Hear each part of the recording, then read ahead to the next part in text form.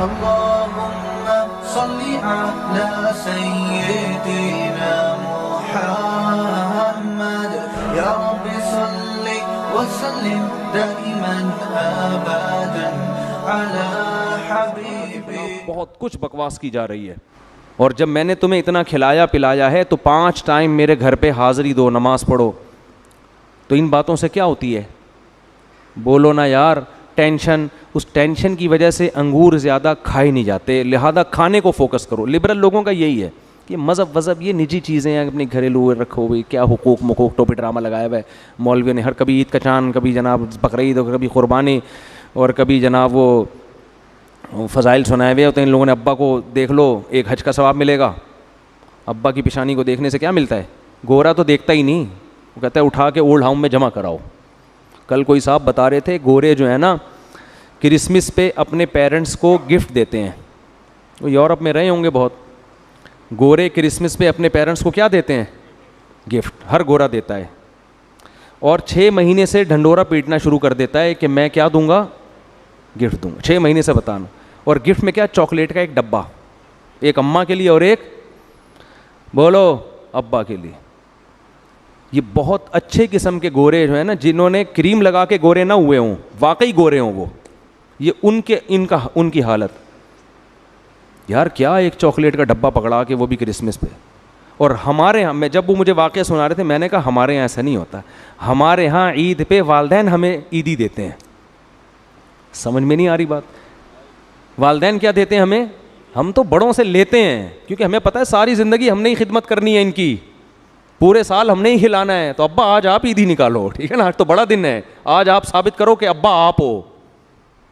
ہمارے حضرت نے گاڑی خریدی نا, بہت بڑی VIP گاڑی. تو کسی نے پوچھا آپ کو اتنی مہنگی گاڑی لینے کی ضرورت کیا ہے؟ حضرت نے فرمایا میرے بیٹوں نے بہت اچھی گاڑی لی ہے تو میں ان سے بھی اچھی گاڑی لینا چاہتا ہوں, یہ بتانے کے لیے کہ باپ میں ہوں. باپ کون ہے؟ ایسا نہ ہو گاڑی دیکھ کے ان کی گاڑی میری گاڑی سے اچھی ہو تو گاڑی دیکھ کے لوگ سمجھیں کہ یہ باپ ہے اور یہ کون ہے؟ بیٹے ہیں. تو فرمایا جب انہوں نے ایسی گاڑی خرید لی تو میری اس سے اچھی ہوگی, تاکہ جب روڈ پہ چلے نا تو پتہ چلے یہ ان کا باپ جا رہا ہے. یہ کیا جا رہا ہے؟ بعض وکیل جو ہے نا, وکیل وہ اتنے ہوشیار ہوتے ہیں کہ ججز بھی ان سے ڈرتے ہیں. جج تو سینئر ہوتے ہیں نا, وہ وکیل جونیئر ہوتا ہے, لیکن بعض وکیل اتنے ہوشیار کہ جج ڈرتے ہیں. تو مجھے کسی نے واقعہ سنایا, کہہ رہے ہیں میں کہیں کورٹ میں تھا تو ایک وکیل آیا, تو اس نے کوئی منشی سے کہا کہ جج کو بتاؤ کہ فلاں آیا ہے. تو جج کی سمجھ میں نہیں آیا, تو یہ آیا منشی کہنے لگا جی وہ سمجھ میں نہیں آیا. تو وکیل نے کہا جج صاحب سے کہو تمہارا باپ آیا ہے.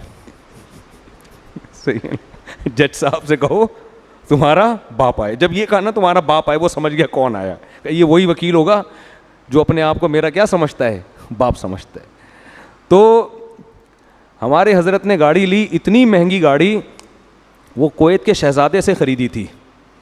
تو حضرت نے فرمایا میں نے اس لیے لی ہے تاکہ لوگ یہ سمجھیں کہ باپ کون ہے. جب میری گاڑی جائے گی نا روڈ پہ اور بچوں کی گاڑی, تو لوگوں کو گاڑی دیکھ کے پتہ چلے گا یہ باپ ہے ان کا.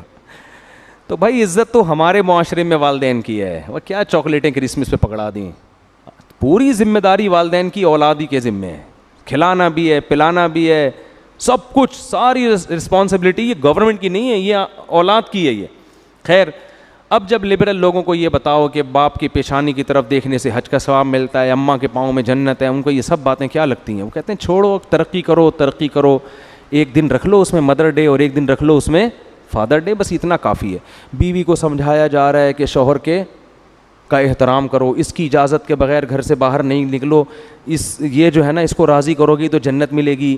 تو یہ سب وہ لوگ باتیں کریں گے جو اللہ کی ان نعمتوں کو نشانیاں سمجھتے ہیں, اور ان کو پتہ ہے کہ ہم نے قیامت کے دن اللہ کے حکام کا جواب دینا ہے. اسی طرح مرد کو مجبور کیا کہ اس سے محبت کرو, اس کا خرچہ اٹھاؤ. اولاد کے حقوق ہیں, بہت ایک حقوق کی طویل فہرست ہے. تو اللہ قرآن میں کہتے ہیں جن کو ہم سے ملاقات کی امیدیں نہیں ہیں, جو یہ سمجھتے ہیں کہ مر کے مٹی ہو کے فنش, تو ان لوگوں کی حالت کیا ہے؟ رضو بالحیات الدنیا, وہ دنیا کی بھی زندگی پہ خوش ہو گئے ہیں. بس یہی ٹھیک ہے بھائی. یہاں اگر کوئی ٹینشن ہے تو ان کو ٹینشن ہوتی ہے, خوشی ہے تو ان کو حقیقت میں خوشی, کیونکہ وہ سمجھتے ہیں سب کچھ یہی ہے. وَطْمَأَنُّوا بِهَا, اور مطمئن ہو گئے. تو اللہ فرماتے ہیں والذین هم عن آیاتنا غافلون، اور یہ ہماری نشانیوں سے غافل ہیں، ان نشانیوں سے عبرت نہیں پکڑتے، اللہ کی طرف پہنچتے نہیں ہیں، بس ان نشانیوں کو فوکس کیا ہوا ہے، کھا رہے ہیں ان کو. ان کے بارے میں اللہ نے سزا بیان کی، اولئک مأواہم النار، ان کا ٹھکانہ آگ ہے، آگ. کیونکہ یہ سمجھتے ہیں کہ ہم نے اس دنیا کو بیکار پیدا کیا ہے، صرف لائف کو انجوائے کرنے کے لیے پیدا کیا ہے، انٹرٹین کرنے کے لیے پیدا کیا، انٹرٹینمنٹ کے لیے پیدا کیا، بس پوری کائنات تمہارے لیے مسخر کر دی اور تمہارے ذمے کوئی کام ہم نے نہیں لگایا. تو اللہ فرماتے ہیں یہ وہ لوگ ہیں نسوا اللہ فنسیہم، یہ اللہ کو بھول گئے، اللہ قیامت کے دن ان کو بھول جائے گا. سورہ اعراف میں اللہ نے فرمایا کہ جہنمی جنتیوں سے کہیں گے ان افیضوا علینا من الماء او مما رزقکم اللہ، کہ تم ہمیں تھوڑا سا پانی دے دو، یا جو نعمتیں اللہ نے تمہیں دی ان میں سے کچھ ہمیں دے دو. تو جنتی کہیں گے ان اللہ حرمہما علی الکافرین، اللہ نے یہ ان کافروں پر حرام کر دی ہیں. تم تو کافر کا مطلب تم تو انکار کرتے تھے نا جنت اور جہنم کا، تمہیں تو یہ سب چیزیں مذاق لگتی تھیں، تم تو یہ کہتے تھے یہ مولویوں نے لوگوں کو نا مجمع اکٹھا کرنے کے لیے اپنی دکانیں چلا رہے ہیں اور جنت جہنم اور حوروں ووروں کے نام پہ بیوقوف بنائے ہوئے، تم تو یہ کہتے تھے. تو آج کس بیس پہ مانگ رہے ہو؟ اور پھر قرآن کہتا ہے الذین اتخذوا دینہم لہوا ولعبا، یہ وہ لوگ تھے جنہوں نے اپنی زندگی کو کھیل کود بنا لیا تھا. لہوا ولعبا، لہو واللعب انٹرٹینمنٹ، بس خوش رہو خوش کرو بس. تبھی تو آپ دیکھو نا غیر مسلم یا جو اللہ کو نہیں مانتے وہ لوگ ہر وقت اس کی خوش میں لگے رہتے ہیں، کسی طرح ہم اپنے آپ کو بس انٹرٹین کریں، ہم کوئی اور یعنی خوش رہنے کی کوشش، ہر آنے والا دن پہلے سے زیادہ لذیذ ہو، مزے اڑائیں، بس مزے کی زندگی ہو. تو اللہ فرماتے ہیں یہ وہ لوگ تھے جو اپنی پیدائش کے مقصد کو بھول گئے. دینہم لہوا ولعبا، دین کو کیا بنا لیا تھا؟ کھیل اور تماشا. یاد رکھو اس آیت میں وہ غیر مسلم میں داخل ہے جو آخرت سے غافل ہے، وہ سمجھتا ہے یہ دنیا ہی سب کچھ، اس نے بھی اپنی زندگی کو کھیل کود بنایا ہوا ہے بس. اور اس میں وہ مذہبی لوگ بھی داخل ہیں جنہوں نے اپنے مذہب کو کھیل تماشا بنا لیا ہے، کچھ رسومات کو مذہب کا نام دے دیا ہے. مذہب بھی ایک انٹرٹینمنٹ بن چکا ہے، خاص خاص مواقع پہ خاص خاص قسم کی قوالیاں آ رہی ہیں، اس میں لوگ انجوائے کر رہے ہیں موسیقی سے، اور نبی کے نام پہ پتہ نہیں کیا کیا ہو رہا ہے. جو پریکٹیکل لائف سے جن چیزوں کا تعلق ہے عمل کو فوکس نہیں کیا جا رہا. بھائی باجماعت نماز کی پابندی کرو، بھائی داڑھی رکھ لو، بھائی بہن کی وراثت دے دو، بھائی باپ سے تمیز سے بات کرو، بھائی پیسوں کے لین دین میں 2 نمبری بولو مت کرو، دوسرے کے آرام کا خیال کرو. مجھے ایک بات بتاؤ، اللہ نے حکم دیا کہ راستے سے جو گری ہوئی چیز کو نہیں اٹھاتا، نبی نے فرمایا وہ ایمان کا آخری درجے پہ بھی نہیں ہے. جو راستے میں تکلیف دہ چیز کو نہیں اٹھاتا، راستے میں اگر کانٹا پڑا ہوا ہے آپ نہیں اٹھا رہے تو نبی کے مطابق ایمان کے آخری درجہ بھی آپ میں نہیں ہے. جو کانٹا پھینک رہا ہے وہ کتنا بڑا بے ایمان ہوگا؟ یہ تو ہے جو اٹھا نہیں رہا، ایسے ہی گزر جاتا ہے. جو گاڑی غلط پارک کر رہا ہے یہ کانٹے سے زیادہ تکلیف دہ ہے یا نہیں ہے؟ کئی بار ہم نے یہاں مدرسے میں دیکھا ہے، مدرسے کے گیٹ کے آگے نمازی بھائی گاڑی کھڑی کر کے چلے جائیں گے، دوسرے کی گاڑی نکل ہی نہیں سکتی، 6 گھنٹے لوگ کھڑے ہوئے انتظار کر رہے ہوتے ہیں. لیکن آپ ربیع الاول میں دیکھ لینا اس کو، حلوے مانڈے دبا کے چلیں گے کہ نہیں چلیں گے؟ شب برات میں حلوے مانڈے نہا دھو کے اچھے قبرستان جا رہا ہوگا، پتہ نہیں مردوں سے کیا اس کی کوئی قرضہ کھائے ہوئے یہ مردے تمہارے جو تم مال جا رہے ہو. نبی کیوں فرما رہے ہیں کہ ایمان کا آخری درجہ کیا ہے؟ راستے میں اگر کوئی تکلیف دہ چیز پڑی ہوئی ہے، اگر آپ نے نہیں اٹھائی تو آپ آخری درجے میں بھی بولو، اس کا مطلب آپ ہوش سے زندگی نہیں گزار رہے. لیکن جو کانٹا پھینک رہا ہے اس سے تکلیف، اور کانٹے سے زیادہ تکلیف کس طرح ہوتی ہے؟ گاڑیاں غلط پارک کرنے سے. میں ایک دفعہ مارکیٹ سے نکلا، بوڑھا آدمی اپنی بوڑھی کوئی زوجہ ہوں گی یا ماں ہوگی کون، اس کے ساتھ آدھے گھنٹے سے کھڑا ہوا ہے.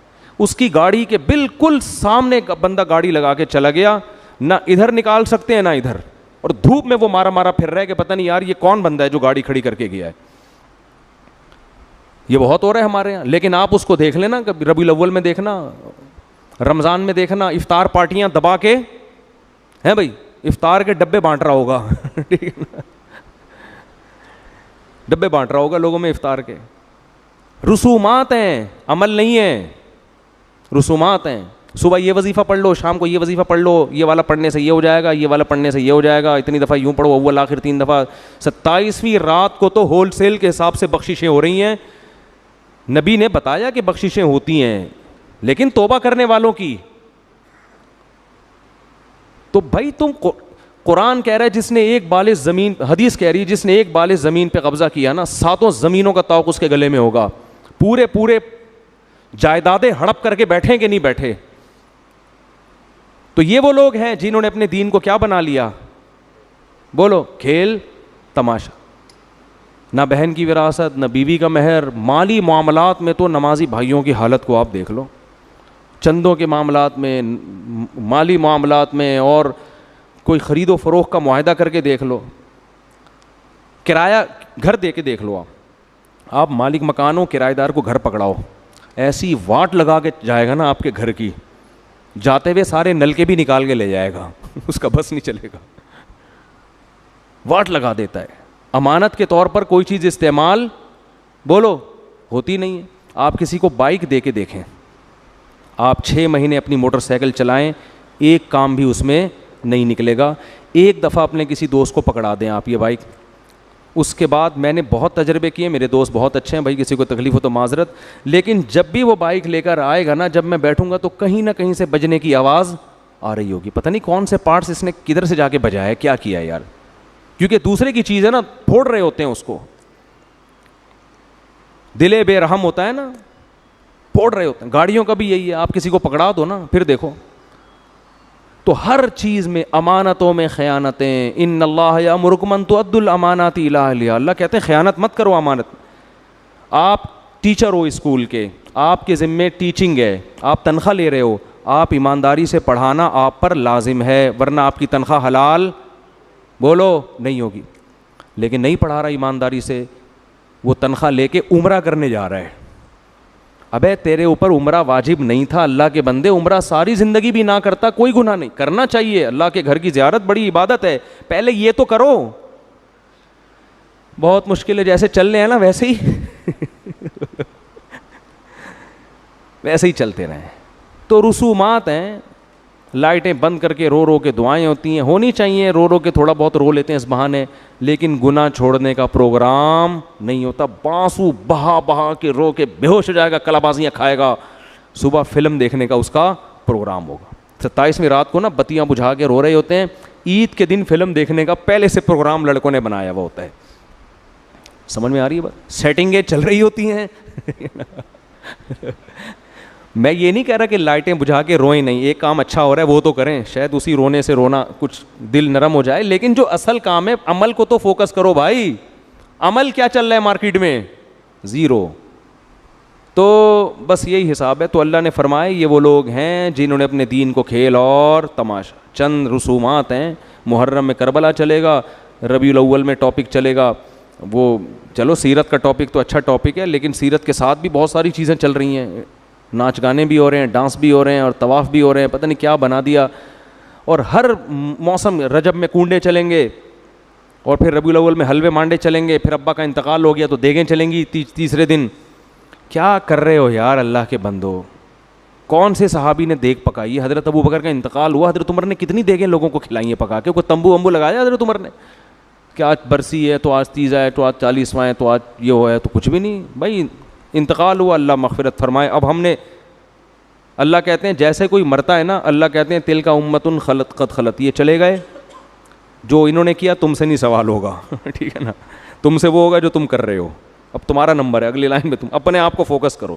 اس لیے عربوں میں ایک اچھی بات ہے کہ جب کسی کا انا للہ ہو جائے نا تو وہ زیادہ روتے پیٹتے بھی نہیں ہیں, زیادہ کوئی رسومات بھی نہیں ہیں. سعودی عرب میں نا کچھ اچھی چیزیں بھی ہیں, بہت سی ہیں, لیکن اور کچھ تو بہت ہی اچھی ہیں. ان میں ایک عربوں میں ایک عادت ہے, کسی کا انتقال ہو جائے تو پتہ ہے کیا کرتے ہیں؟ بس ما قدر اللہ, اللہ کی تقدیر میں یہی لکھا ہوا تھا, انا للہ, چلو خلاص, دعائیں مغفرت کرو, پتلی گلی سے نکلو یہاں پہ. وہ زیادہ لمبا نہیں کھینچتے اس کو. ہمارے یہاں تو مر جائے تو ایک ٹینشن ہے بھائی, پورے تمبو میں پبلک آ کے بیٹھ رہی ہے, تعزیتی پروگرام چل رہے ہیں, پھر تعزیت کے نام پہ جلسے ہو رہے ہیں, پھر گلے مل رہے ہیں, پھر رو رہے ہیں, پھر ڈرامے ہو رہے ہیں, پھر ناٹک ہو رہے ہیں, پھر جس نے مارا ہوتا ہے سب سے زیادہ وہی رو رہا ہوتا ہے, یہ بھی ہوتا ہے. اتنے لمبے لمبے پروگرام, پھر آج برسی ہے, پھر آج یہ ہے. بھائی یہ سب نے جانا ہے, موت کے لیے اللہ نے پیدا کیا. سعودی عرب میں تو دفناتے ہیں, قبر ہی کا پتہ نہیں ہوتا کہاں ہے, بادشاہ کا نہیں پتہ چلتا قبر کدھر ہے. ایسے سادگی سے, یہ اسلام کا حکم ہے. انتقال ہوا, غسل دو, جنازہ پڑھو, دفناؤ, بس اس کے لیے ساری زندگی کیا کرو, دعائیں مانگتے رہو, بس کافی ہے. مفتی طارق مسعود صاحب کے بیانات سننے کے لیے youtube.com/مفتی طارق مسعود کو سبسکرائب کریں, اور اگر آپ لائیو ویڈیو کو کبھی بھی مس نہیں کرنا چاہتے ہیں تو سبسکرائب کرنے کے بعد بیل آئیکن پہ کلک کرنا مت بھولیں. جزاک اللہ.